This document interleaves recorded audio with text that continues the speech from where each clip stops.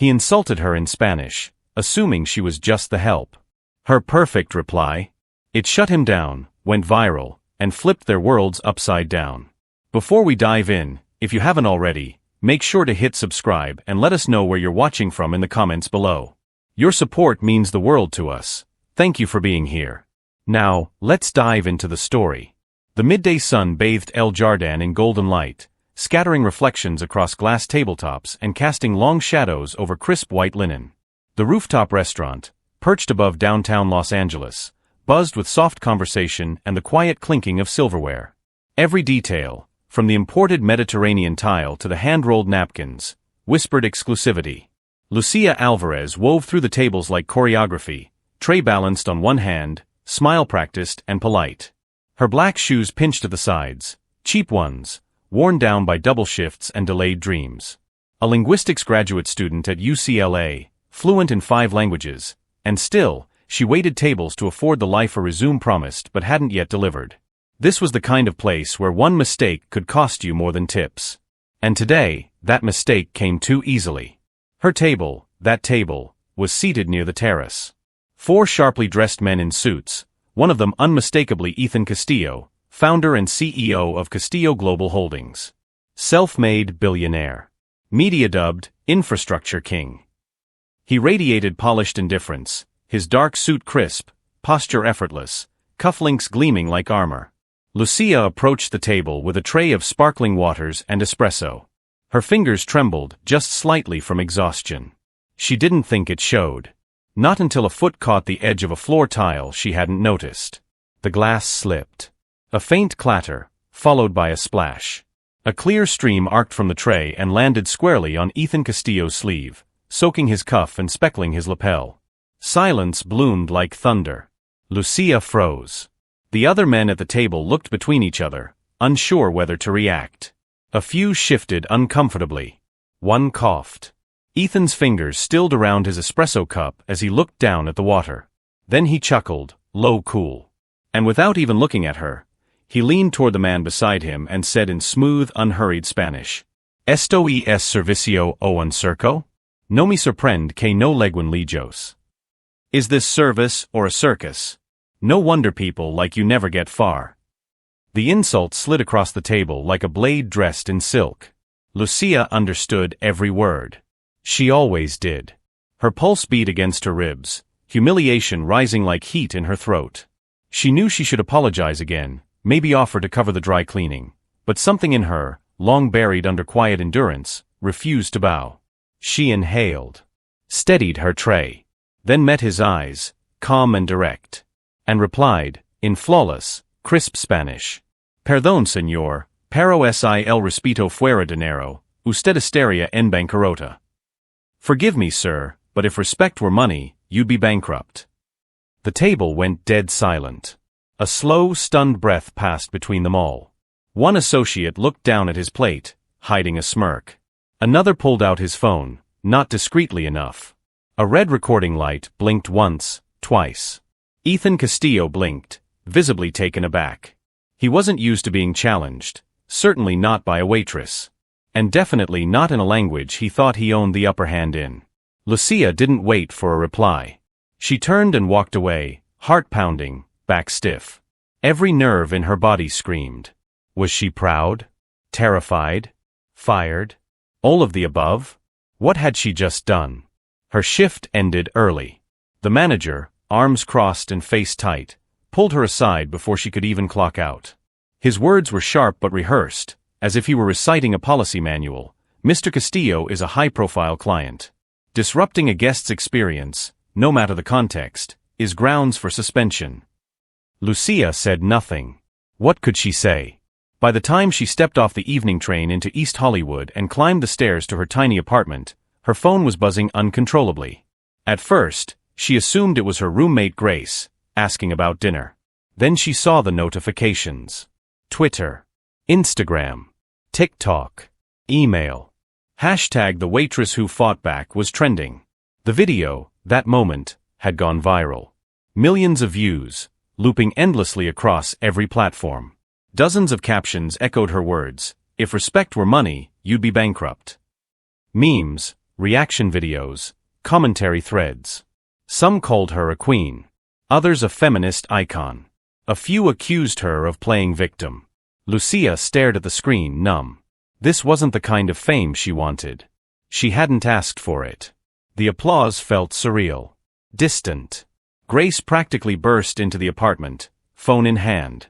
"You're famous," she declared, eyes wide with disbelief. "Seriously, you're blowing up. The video's everywhere. Even my cousin in Peru sent it to me." "I'm also suspended," Lucia said flatly. "Oh." Grace's smile faltered. "Seriously? Can they even do that?" Lucia shrugged. "Apparently, yes." The high of the moment evaporated fast. Viral fame didn't pay rent.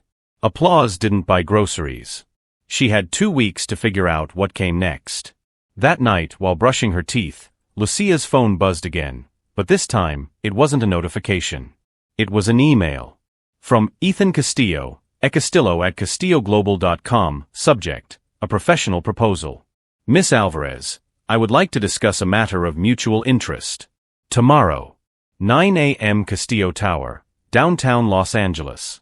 E. Castillo." Lucia stared at the message, the mint taste in her mouth suddenly forgotten. What could he possibly want? An apology? Legal action? A PR stunt? A job? Every possibility felt stranger than the last. She stepped into her bedroom, phone still in hand. Grace peeked around the corner. "Everything okay?" Lucia hesitated. "He emailed me." "Who?" She turned the screen toward her. Grace's eyes widened. "Him." "What does he want?" "I don't know." "You're not actually going, right?" Lucia didn't answer immediately. Because the truth was, she didn't know. Maybe she should ignore it. Maybe she should block his address and forget the entire mess ever happened. But something about the message, and the man behind it, pulled at her curiosity. Was it danger? Was it opportunity? Was it the beginning of something bigger? And was she ready for what might happen if she walked into that tower? Lucia barely slept. She lay on her side, the glow of her phone casting a cold light against the white walls of her bedroom. The city hummed outside, but inside her apartment, everything was still, except for the endless stream of comments, tags, and reposts lighting up her screen. "This girl is iconic." "That CEO got wrecked." "Normalize putting billionaires in their place." Hashtag the waitress who fought back, the hero we didn't know we needed. They came in English, Spanish, even Portuguese. TikToks with dramatic music behind her quote. Think pieces titled "The Power of Language in Late-Stage Capitalism." Podcasts debating her act of resistance. To strangers online, she was a symbol, a meme, a moment. To Lucia Alvarez, she was just exhausted. By the time dawn crept across the floorboards, she was still awake, eyes dry, thoughts loud. Fame wasn't supposed to feel like this. In the morning, Grace greeted her with coffee and a hug that was half celebration, half consolation. "You broke the internet, you know that?" she grinned. "I had to turn off my phone just to get ready for work." Lucia sat at the kitchen table in a faded UCLA sweatshirt, untouched toast in front of her. "Well, at least someone's going to work today." Grace's smile faltered. "They're really suspending you?" Lucia nodded. "Indefinitely." She didn't mention the part about her manager not returning her calls. Or how she'd checked her bank account that morning and realized she couldn't cover rent without 2 more paychecks. "Lucia, people are rooting for you. Maybe this is a blessing in disguise." "I can't pay rent with retweets." Grace leaned against the counter, arms crossed. "Okay, but what if this is your moment? I mean, someone's going to reach out. You could do interviews, get a sponsorship deal, something." Lucia gave a half-hearted shrug.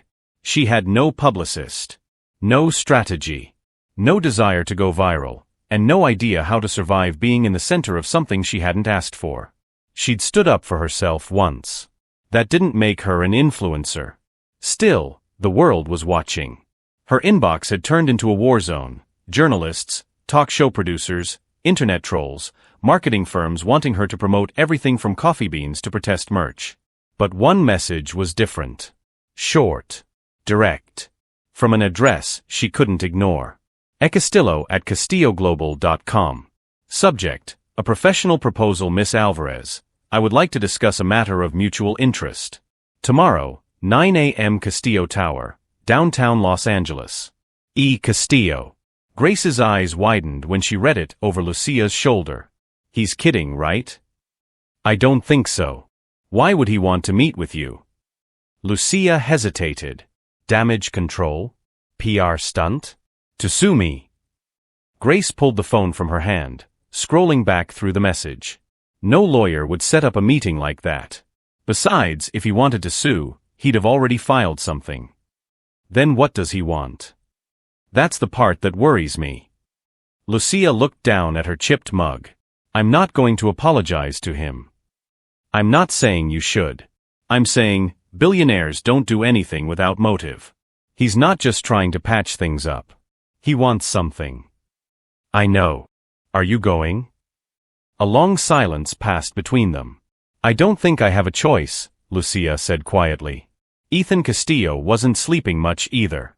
He sat in his corner office at Castillo Tower, 37 floors above the traffic, while his executive team scrambled through spreadsheets, ad buys, and PR scripts.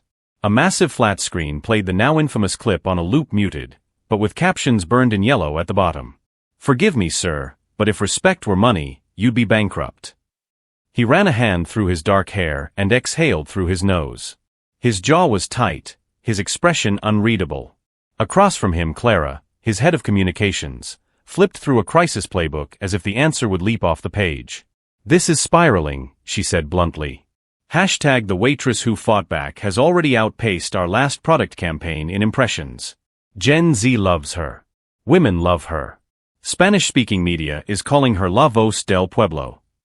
And Forbes ran a piece called The Billionaire Who Got Schooled. How generous. She didn't smile. We're down 7 points in brand favorability. And the board wants to know what you're doing to fix this. Ethan didn't respond right away. His gaze lingered on the paused frame of the video, Lucia's face, steady and unafraid, moments before her mic drop reply. Something in her eyes stuck with him. Not anger. Not fear. Conviction. He could have had her fired on the spot. Could have made a call to Loro and erased her from the schedule permanently. But he hadn't. Instead, he watched the video. Over and over.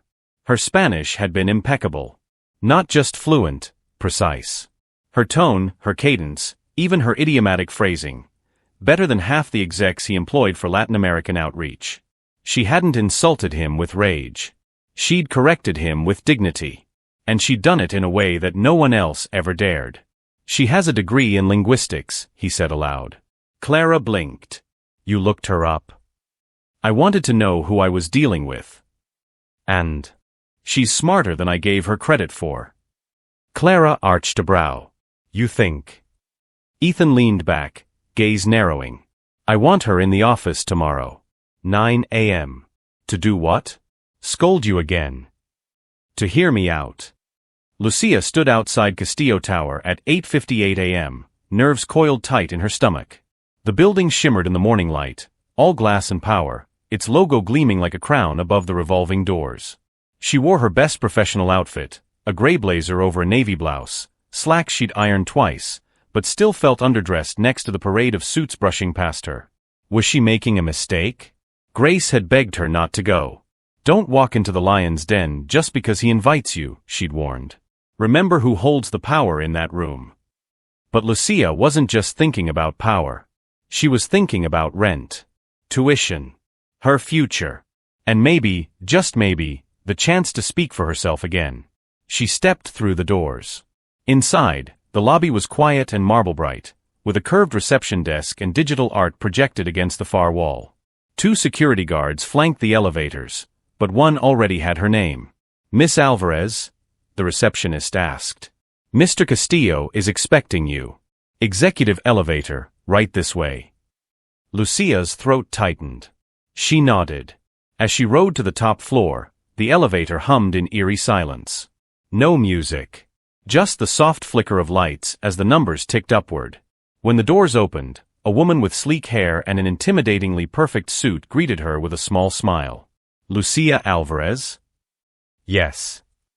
I'm Vanessa, Mr. Castillo's executive assistant. Right this way. She led Lucia down a corridor lined with abstract artwork, all sharp lines and muted colors. The silence was immaculate. Then, a door opened, and a large sunlit office beyond.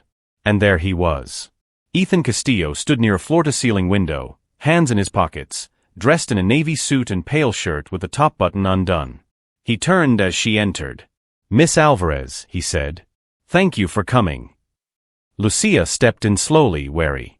"I wasn't sure if I should." He gestured toward the chair across from his desk. "That makes two of us." A beat passed between them. Then she sat, posture straight. "You're not here to sue me?" His lips quirked. "No." Tempting, but no. "Then why am I here?" He paused, considering her. "Because I think we both underestimated each other." Lucia said nothing. "I'm leading a high-stakes merger," he continued, walking behind his desk, "with a firm in Madrid. We've hit cultural roadblocks, language, etiquette, communication gaps. My team keeps stepping on landmines they don't see coming. And I need someone who does see them. You want me to translate? I want you to consult, advise, interpret things my team can't. Be blunt with me when I'm being myself." Lucia raised an eyebrow. "You insulted me in front of your entire table. Why would I ever want to work for you?" "Because you already corrected me once," he said simply. "And maybe you're the only one who can do it again, when it matters." Silence stretched. Lucia searched his expression for sarcasm. There was none. He meant it. She exhaled, slow. "If I work for you, I speak freely. That's the point. And I don't play nice to save your image. I'm not asking you to." Lucia leaned back. Her pulse still raced, but her mind was clear. She hadn't come here looking for a job. But maybe, just maybe, this wasn't about the job at all. Maybe it was about a man who had everything, realizing he didn't know how to speak the one language that truly mattered. And maybe she was the only one who could teach him. Lucia Alvarez had expected opulence. But Castillo Tower didn't feel like wealth. It felt like power. From the moment she stepped into the executive elevator, it was clear, this wasn't a place built to impress. It was designed to intimidate. Sleek, silent, and surgical in its precision. The kind of space where mistakes weren't just noticed, they were remembered. She adjusted the lapel of her blazer and took one last steadying breath as the elevator doors opened.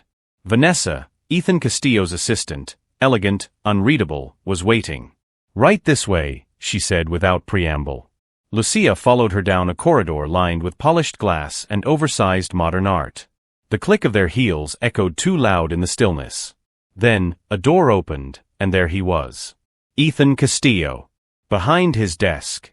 Backlit by the skyline. He looked exactly as she remembered, perfectly tailored, perfectly poised. A man who had spent his life climbing, commanding, and never looking down. "Miss Alvarez," he said, standing but not offering his hand. "Thank you for coming." His voice was smooth. Formal. No apology. No warmth. Lucia stepped inside but didn't sit. "I wasn't sure why I did," she said evenly. "Curiosity, maybe. Or stupidity." A flicker of something passed behind his eyes, amusement perhaps, before he gestured to the chair across from him. "I'll let you decide which it is by the end." She hesitated, then sat. The office was cavernous, all clean lines and minimalist furniture. A single wall-sized window framed the city below like a painting. Lucia kept her gaze steady on him. He leaned forward, folding his hands. "I won't waste your time," he began. "My company is expanding into several Hispanic-majority markets. Texas, New Mexico, Florida. It's a strategic priority. And right now, our team is failing." Lucia raised an eyebrow. "Failing how?" He tapped a tablet on his desk and slid it toward her. "Outreach campaigns that don't translate. Community meetings that go sideways. Partnerships that stall over cultural missteps we should have seen coming. Our demographic research has depth, but no nuance." Lucia skimmed the report. It was thorough, polished, technically sound, and painfully tone-deaf. "You're not looking for a translator," she said, glancing up. "You're looking for a filter. I'm looking for someone who speaks the language and the culture. Someone who understands more than syntax. Someone who can walk into a room and spot the tension before it breaks a deal." He sat back. "And based on recent evidence, someone who isn't afraid to tell me when I've made a mistake." Lucia crossed her arms. "You humiliated me in front of a room full of people, then watched it go viral. And now you're offering me a job." Ethan didn't flinch. "Call it an act of professional curiosity." She let that sit. Silence filled the space between them, thick but unspoken. "I don't need PR rehab," he continued. "I need someone smart, direct, fluent. You impressed me. Not just because you stood up to me, but because you were right." Lucia studied him. His voice was level, almost clinical. No flattery. No spin. Just intent. And maybe a sliver of something else. Something more human. Still, her guard stayed high. "So I'd be your, what, cultural babysitter?" "Cultural advisor," he corrected. "Strategic consultant. Whatever title you want. The work would be short-term to start, a 6-month contract. Flexible hours. Executive access. Travel, if needed. And full sponsorship for the rest of your graduate program." Lucia blinked. "You looked up my academic records?" "I like to know who I'm hiring." "You haven't hired me yet." He tilted his head slightly. "Should I?" She didn't answer right away. The job was real. The offer was generous. The opportunity, absurdly rare. But still. "You said I impressed you," she said slowly. "But let's be honest, you wouldn't have noticed me if I hadn't thrown your own words back at you."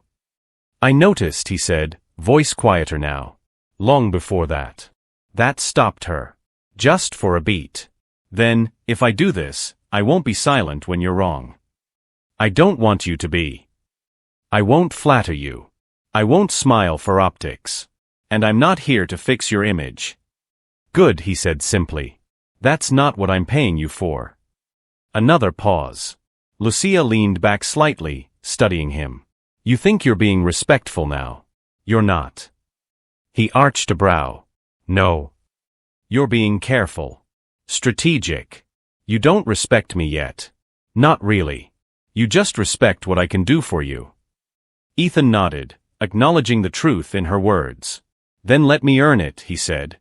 And this time, his voice wasn't corporate. It was quiet. Candid. No rehearsed language. No mask. Just a man asking for a chance. Lucia let out a slow breath. She had every reason to walk out. Every reason to say no. But the offer wasn't just about money. It was about control. About finally using her voice, not in spite of her background, but because of it. And maybe, just maybe, changing something from the inside. She stood. "I want it in writing," she said. "The terms. The funding. Full oversight on anything I touch." "You'll have it," he said, rising as well. "And one more thing." He waited. Lucia's voice was calm but firm. "I'm not your symbol. Not your redemption arc. If I take this role, it's because I earned it, not because you need to fix a viral moment." Ethan held her gaze. "Understood." "Good." She extended her hand. For a second, he just looked at it, like no one had ever offered one before without strings. Then he shook it. His grip was warm. Steady. And just like that, the line between Waitress and Billionaire, between insult and opportunity, began to blur. By the end of her first week working for Castillo Global, Lucia Alvarez had crossed more thresholds than she could count. Private jet lounges instead of subway stations. Glass-walled boardrooms instead of kitchen service entrances. Her name, not just the waitress from the video, but Lucia Alvarez, cultural advisor, now appeared on official itineraries, HR onboarding emails, and international flight manifests. It was disorienting. Not just the shift in environment, but the speed at which it all happened. One minute, she was fielding online sympathy and unemployment. The next, She was being fitted for a company ID badge while a travel coordinator arranged her seat on a flight to Miami. Not coach. Business class, on Castillo's jet. "This is just for optics," she muttered under her breath as she stepped on board. "Actually, it's logistics," Ethan said behind her.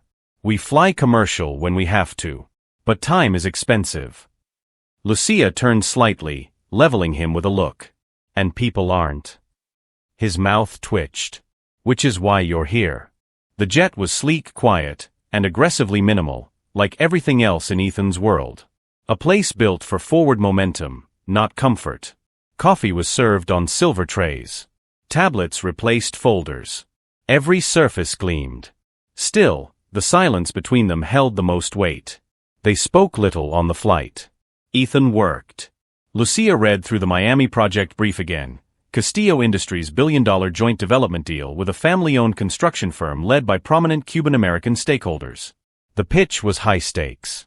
The community engagement, fragile. Several earlier meetings had gone cold due to cultural misunderstandings that Ethan's team barely recognized.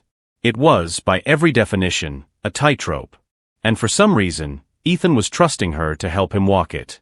Miami was a storm of contradictions. Tropical skies and glass skyscrapers, old money and deep-rooted history wrapped in the same city blocks. The development firm Valencia and Sons was headquartered in Coral Gables, an elegant blend of Cuban heritage and American ambition. The first meeting took place the day after they landed. Lucia entered the conference room a step behind Ethan, but quickly took her place at the table beside him. Across from them sat Miguel Valencia, the firm's founder, flanked by his 2 adult sons and a corporate advisor. Introductions were made. Polite. Tense.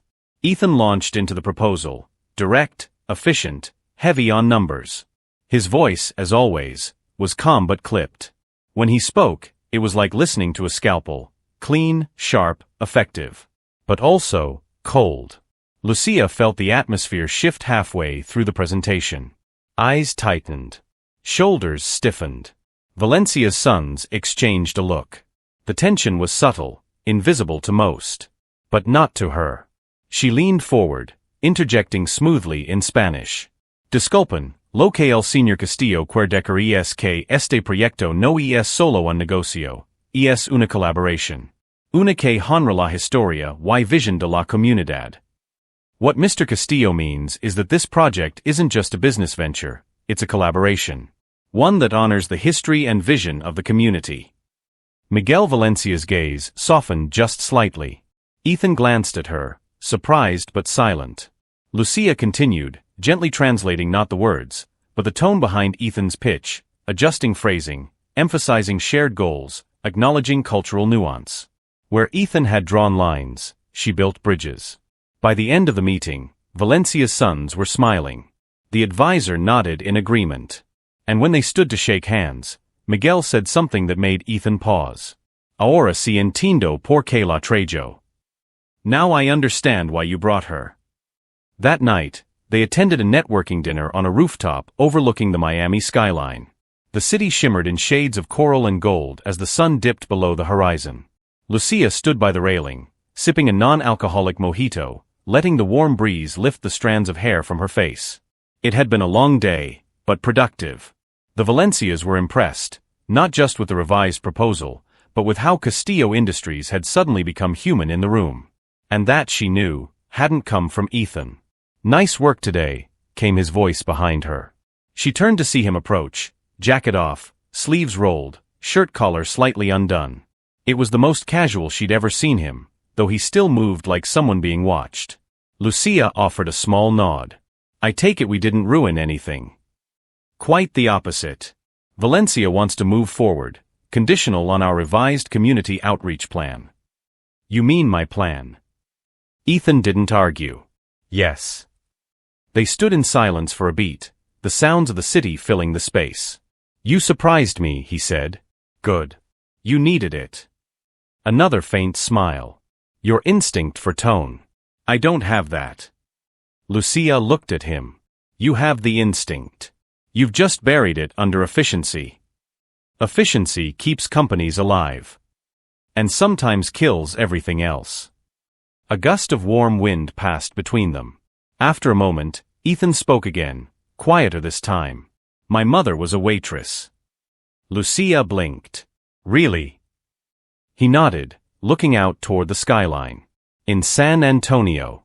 She used to say she didn't need a college degree to read people, just needed to watch their hands. Who tapped the table? Who clenched the fork? Who left no tip even after saying everything was great? Lucia smiled softly. She sounds like someone I would have liked. She was impossible not to like, he said. Kind. Sharp. The kind of person who remembered everyone's names. Even the people who never remembered hers. Lucia studied his profile, the strong jaw, the distant eyes. And your father? Gone. Early. It was just her and me most of the time. She took every double shift she could get. Taught me how to stretch a dollar. How to fake confidence. How to stay quiet when someone richer was talking. He exhaled slowly. I learned early that money talks louder than humility. Lucia turned toward the city lights. Then maybe it's time you speak a different language. The words hung in the air between them, soft but weighted. Ethan didn't reply immediately. But his silence wasn't avoidance this time. It felt more like consideration. As if, for the first time, someone had translated something he'd never had the vocabulary for. They stood there for another long minute. Not as boss and employee. Not as billionaire and waitress. Just as two people from different worlds, momentarily finding a bridge between them.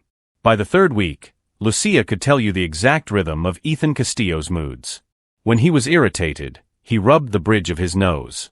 When he was skeptical, his left brow lifted by 2 degrees, barely noticeable, unless you were watching. And when he was genuinely interested, the tapping stopped altogether, and his fingers curled lightly against his chin as he listened. He was listening more often now. To her. Which, frankly, was its own kind of unnerving. Lucia had expected him to forget about her after the first Miami deal closed, expected to be tucked into a department, handed boilerplate work, her presence used as proof of inclusivity, rather than for actual strategy. Instead, Ethan brought her to every major meeting. Before presentations, he asked for her opinion. During calls with regional reps, he paused mid-sentence to glance her way, as if silently asking, "Am I getting this right?" She didn't always say yes. He didn't always like it. But that never stopped him from asking. There were still moments of friction, sharp words behind closed doors, differing strategies, late-night messages where she rewrote entire paragraphs of internal memos that sounded tone-deaf to everyone but him. And still, slowly, their dynamic evolved. Respect hardened into trust. Trust blurred into something else. Interest? Curiosity? Affection? Lucia couldn't quite name it yet. But she could feel it in the way Ethan held her gaze a second longer than necessary. The way he stood a little closer when they walked into crowded rooms. And the way her heart reacted, quietly, stubbornly, every time he did. Not everyone was thrilled. Maya, Ethan's longtime executive assistant, had watched the shift with poorly concealed disdain. At first, her smiles were thin but polite. Then they became sharper. Quieter. Like warning shots disguised as courtesies. Lucia had overheard her once, outside a conference call, speaking to one of the communications staffers.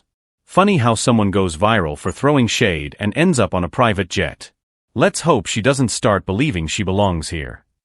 Lucia didn't confront her. She didn't need to. People like Maya wielded hierarchy the way Ethan once had, like armor. And now that armor had a crack in it, a crack shaped like Lucia Alvarez. Ethan either didn't notice Maya's shift in tone, or he chose not to acknowledge it. Lucia wasn't sure which version unsettled her more. The gala was a black tie fundraiser in downtown Miami, part celebration of the new partnership, part performance of corporate goodwill. The venue was pure spectacle, marble staircases, cascading floral arrangements, and a panoramic view of the bay. Photographers hovered like bees near the entrance, flashbulbs popping at every designer gown and champagne flute. Lucia had tried to convince herself not to go. She hated attention. Hated the possibility of being seen as a token or a headline. But Grace, via FaceTime call earlier that afternoon, had all but threatened to book her a stylist if she refused. "Don't let them reduce you to the girl from the video," Grace had said. "Walk in there and make them remember your name." So she did. She wore a sleek emerald green dress that fell just below the knee, elegant, understated. Hair pinned up, eyes lined subtly.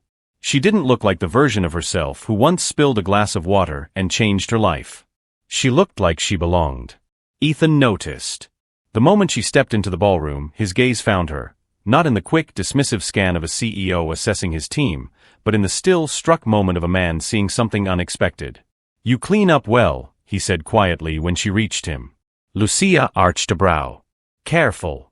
That almost sounded like a compliment. It was. A pause. "You look beautiful." She blinked, and for once, couldn't find the ready retort. So she said nothing. But the warmth in her chest said everything. As the night unfolded, Lucia moved through the crowd like a seasoned diplomat. She smiled, answered questions, made conversation in both English and Spanish depending on who she was speaking to. A few guests recognized her from the video, of course, but many didn't. To them, she was simply part of the delegation. It was Ethan who changed that. When he took the stage for his keynote, he spoke about community investment, cross-cultural partnerships, and ethical development. But when it came time to introduce his team, he paused, scanning the crowd. Then, without hesitation, he said, "And I'd especially like to thank someone many of you already know, my cultural advisor, Lucia Alvarez. Her insight has been instrumental in every step of this process." The phrasing wasn't lost on the room. Neither was the subtle pride in his voice. Lucia felt the ripple, the raised eyebrows, the whispered guesses. But she kept her expression neutral, spine straight, heart steady. Later in the evening, a panelist invited her to say a few words. She hesitated for a moment, then stood. No cue cards. No pre-written speech. Just truth. She began in Spanish. "Cuando las empresas entran en comunidades que no comprenden, pueden construir estructuras, pero no conexiones."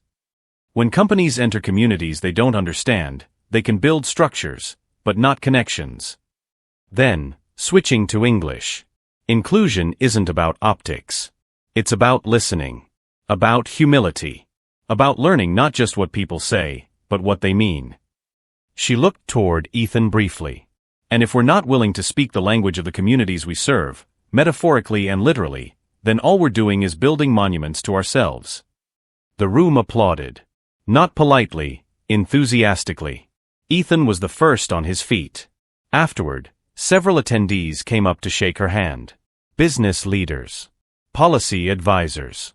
Even one of the Valencias. "You're going places," he said with a knowing smile. Lucia thanked them all, graciously, calmly, but inside something stirred. Not vanity. Not pride. Validation. Later, out on the terrace, she stood overlooking the water, heels off, drink in hand. Ethan joined her. "You said things tonight I couldn't have said if I tried." "That's the point," she said. "You're not supposed to say them for me." He nodded. For a moment, they stood in silence, the space between them charged but still. "I meant what I said," he added. "You've changed the way I lead." Lucia turned toward him. "And I meant what I said. You're learning. But there's more to do." His voice was soft now. "Stay." She blinked. "Stay." "With the company. After the merger. I'll restructure the role. Make it long-term. I want you on my team." The sincerity in his voice startled her. There was no angle. No sell. Just a request. Lucia exhaled. "Let's get through Miami first," she said with a small smile. But something in her heart was already saying yes. The morning it all fell apart was impossibly bright.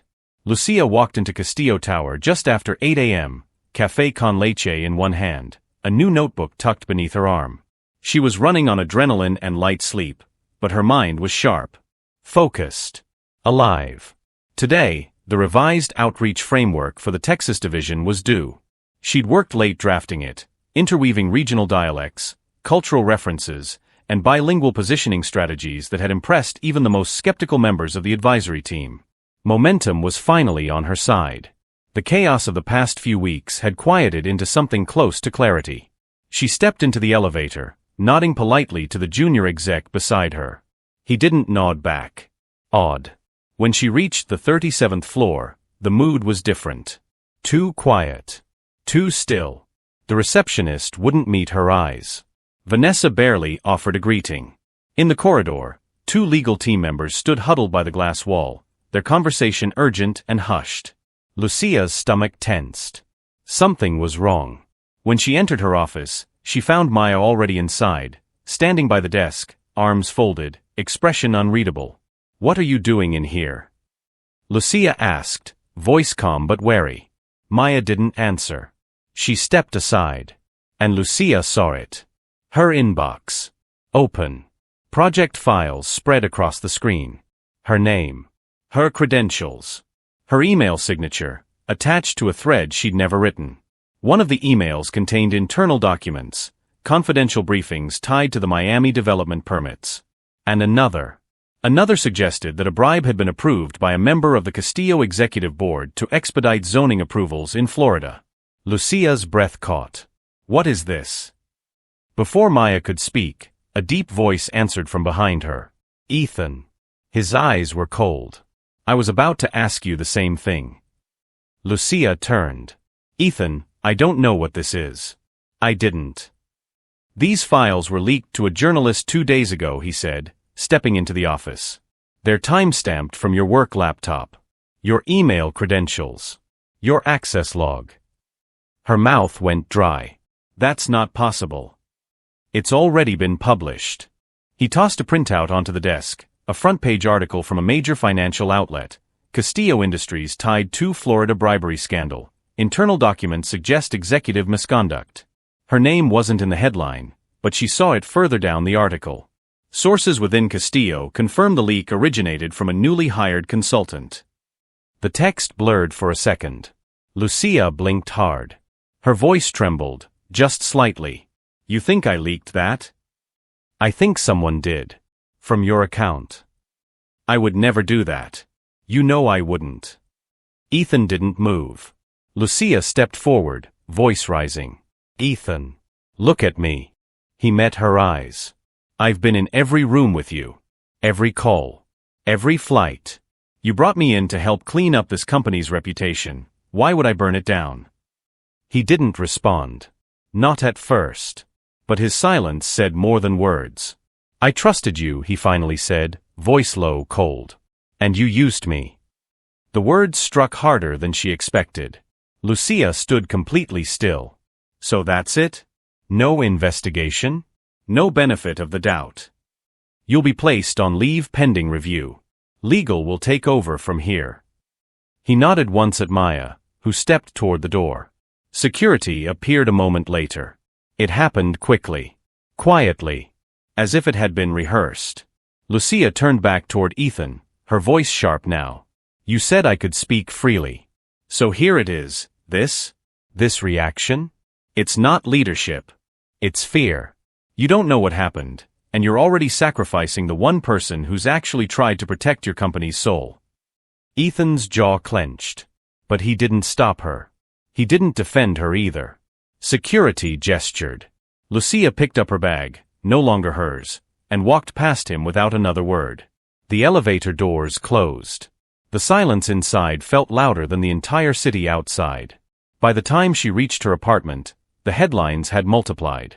Hashtag the backstabbing waitress was trending. The internet had turned. Commenters called her an opportunist. A fraud. Of course she was fake. These people always are. Should have known it was a stunt. She was just waiting for her 15 minutes. Her inbox was a flood of spam, threats, reporters. Grace sat on the couch when Lucia walked in, holding her phone like it was radioactive. Please tell me this is a hoax. Lucia shook her head once, then collapsed onto the floor. She didn't cry. She didn't scream. She just sat there, staring at the coffee table, her body too stunned to move.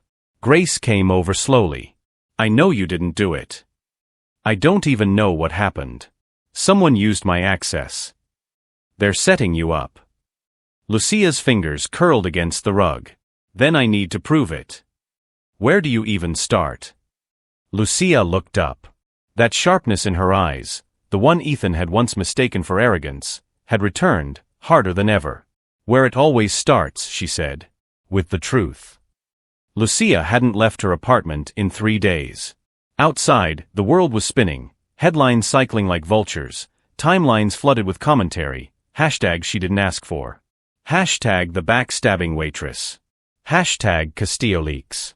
Her name, once synonymous with resilience, now clung to a scandal she didn't cause. Inside, the silence was heavier. She kept the blinds closed. The air tasted like stale coffee and betrayal.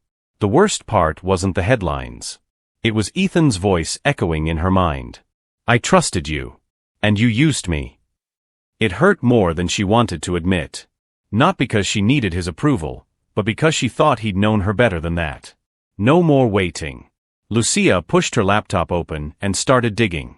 She called her cousin Marco just after midnight. A former UCLA comp sci major turned freelance cybersecurity wizard, Marco answered on the third ring with a groggy, Lucia? You okay? No, she said. But I think you're about to make things better. For the next 16 hours, they worked in a rhythm shaped by desperation and caffeine. Marco helped her access archived internal files from Castillo's cloud system, routing through metadata, timestamps, and backlogged access logs Ethan's IT team hadn't bothered to check. It's like leaving muddy footprints across fresh tile, he muttered, scanning code. Whoever set this up got sloppy. Lucia's pulse picked up. Sloppy how? He pulled up a spreadsheet of IP logs. Your laptop was used, yeah. But the actual breach happened from an external access point in the system. It was masked under a mirrored login, made to look like you. But the original request came from a desktop on the 37th floor. Lucia blinked. My floor. Your assistant's floor, Marco corrected. Her stomach dropped. Maya. Of course it was Maya. The fake politeness. The quiet disdain. The way she hovered around Ethan's schedule like a gatekeeper trying to guard more than just his calendar. Why would she do it? Marco asked. Lucia's voice was flat. Because I was never supposed to be there. Lucia didn't want revenge. She wanted truth. And she needed proof. She remembered Maya had once vented in the executive break room, careless, annoyed, whispering on a phone call when she thought no one was around. Lucia had walked in mid-sentence. Maya had gone quiet. What was that? Lucia had asked casually. Private, Maya had snapped. Lucia had let it go at the time. Now, she wondered who had been on the other end. Rival developers? Competing firms that would have loved to see Castillo Global's Miami deal collapse? Marco gave her a secure app to run a passive audio trigger on her phone, legal in California if one party consented. Lucia set it up, walked back into Castillo Tower at 6:45 a.m. with her badge still active, and waited near the break room with her phone in hand. It didn't take long. Maya arrived early, as always, heels echoing sharply down the corridor. She didn't see Lucia in the corner booth. Just walked to the window, phone already pressed to her ear. I told you it would work, Maya whispered. They dumped her in a heartbeat. Lucia sat still. Yeah, the leak looked real. He won't question it. She was getting too close. He listens to her, and that's dangerous. The deal needed to fail. And now it's stalling, just like you wanted. She laughed once, soft and smug. Lucia ended the recording. It was enough. The video hit the press anonymously the next morning. No message. No name. Just the facts. The audio file, along with time-stamped call records and metadata, sent to 4 major outlets and the ethics board at Castillo Global. The fallout was immediate. Maya Ramirez under investigation for corporate sabotage. Castillo Industries exonerated from bribery allegations. Within 24 hours, the narrative flipped. Lucia didn't speak to reporters. Didn't call Ethan. Didn't respond to the 5 voicemails he left once the internal investigation cleared her name. She had nothing to say to a man who hadn't defended her when it mattered. But she watched the press conference. Ethan stood behind the podium in the Castillo Tower atrium, flanked by legal counsel and his public relations team. He looked tired. Leaner. But the steel in his voice was intact. Today I want to address not just the resolution of the investigation, but the failure that happened here internally. Reporters leaned forward. Ethan continued. We now know that one of our own, someone trusted within our executive staff, deliberately leaked falsified documents to damage this company's reputation. That person has been removed and is facing legal consequences. He paused. But the greater failure was mine. The room stilled. Ethan's gaze swept across the audience, then locked directly onto the camera lens. I allowed doubt to silence truth. I believed the worst about someone who deserved the best of my trust.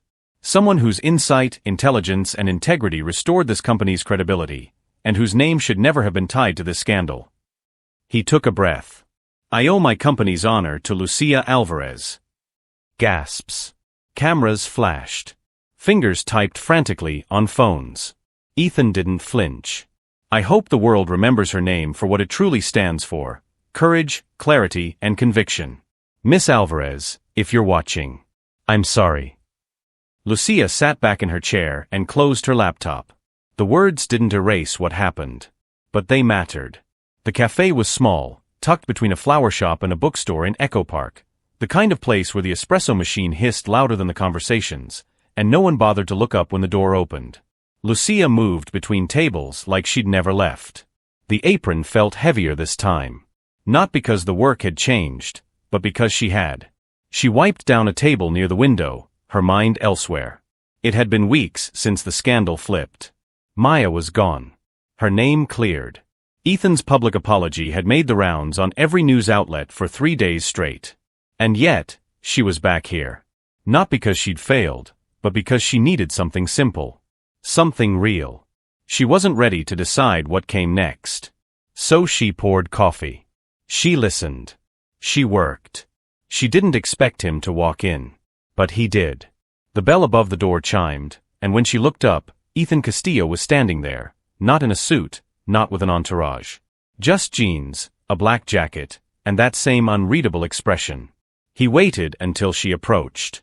You really came here, she said quietly. I wasn't sure I should. She crossed her arms. But you did. I needed to say this in person. Lucia tilted her head, studying him. I'm listening. He nodded once, slowly. I was wrong, he said. About you. About what happened. About myself, too. She didn't say anything. Ethan stepped closer, voice low. I built my career on believing that control equals strength. That efficiency outranks emotion. But you walked into my world and told the truth, even when it cost you everything. And I didn't protect you. I didn't even ask if it made sense. His voice cracked, just slightly. I trusted fear over you. And that's not something I'll ever stop regretting. Lucia's eyes softened, but her voice stayed steady. You didn't just doubt me, Ethan. You discarded me. I know. A beat passed. I've apologized publicly, he said, but this is the one that matters. Lucia held his gaze. Then, after a long pause, she spoke, softly. I forgive you. Ethan let out a breath he didn't realize he'd been holding. But, she added, you can't buy respect. You have to earn it. Every day.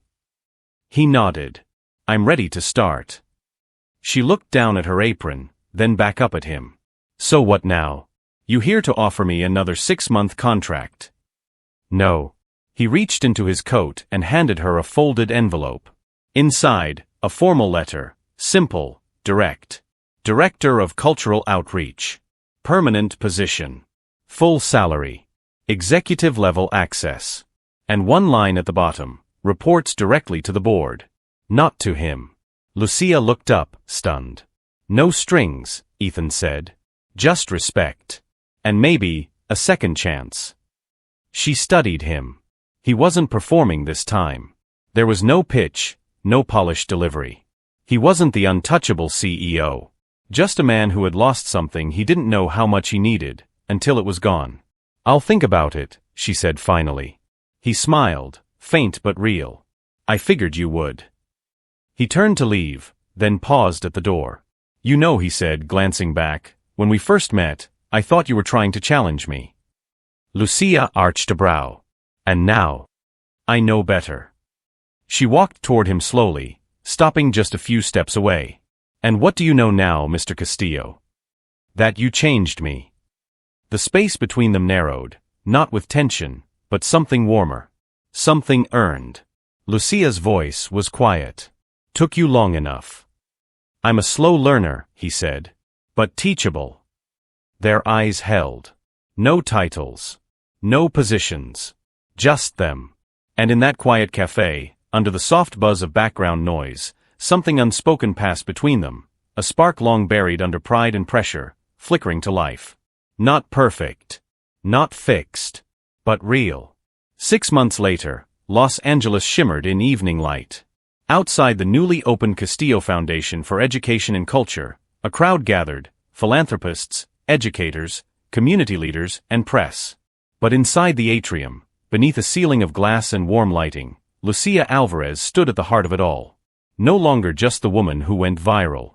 No longer just the waitress who clapped back.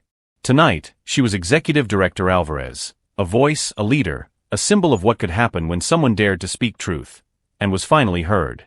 Her name was etched in bronze on the foundation's entrance plaque. Her fingerprints were in every line of its mission, to amplify cultural understanding, elevate overlooked voices, and build educational bridges across language, class, and power. Lucia stood on stage, composed and radiant in a floor-length midnight blue gown, her hair swept up, earrings glinting beneath the lights. Behind her, banners read, "Language is connection. Education is power." She hadn't expected the applause to feel this personal. But it did. Because every face in the crowd represented someone she once fought to be seen by. And now, they were here because of her. She spotted Grace in the front row, filming proudly. A few seats down, her old professors from UCLA. And at the edge of the stage, watching with quiet admiration, stood Ethan. He was dressed in black tie formal, but he looked different now. Less armor.